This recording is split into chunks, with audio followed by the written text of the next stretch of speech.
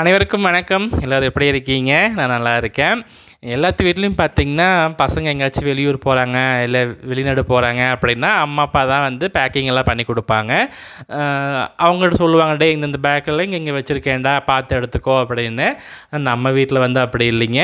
நமக்கு தேவையானதையும் நம்மளே தான் பேக் பண்ணிக்கணும். ஸோ அம்மா அப்பாவுக்கு வந்து நம்ம ஒரு நாள் விட்டுட்டு போகிறோம் இல்லைங்க, அந்த ஒரு நாளைக்கு தேவையானது எல்லாமே இந்தந்த பொருள் இங்கங்கே இருக்குதும்மா, தண்ணி, பால், என்னென்ன இல்லையோ எல்லாமே வாங்கி வச்சுட்டு, அதுக்கப்புறம் பணம் இங்கே வச்சுருக்கேன், அதுக்கப்புறம் சாப்பாட்டுக்கு என்னென்ன தேவையோ எல்லாமே எடுத்து வச்சுட்டு தான் வெளியூர் போகிற மாதிரி தான் இருக்குது. என்னங்க பண்ணுறது, 2 பேரும் வளர்ந்த குழந்தைங்களாகவே இருக்காங்க. ஸோ நானும் அப்படியே நம்மளே எல்லாம் பார்த்து அப்படியே ஆயிடுச்சு. அதுக்கப்புறம் பார்த்திங்கன்னா, இப்போது நமக்கு ஒரு நாள் வந்து போயிட்டு வர்றதுக்குள்ளேயே மனசுக்குள்ளே திக்குன்னு இருக்கும். நானே பார்த்திங்கன்னா கிட்டத்தட்ட அந்த ஒரு நாள் வெளியூரில் இருந்தாலுமே ஒரு 10 தடவைக்கு மேலே கால் பண்ணிடுவேன், என்ன பண்ணுறீங்க அப்படின்ட்டு.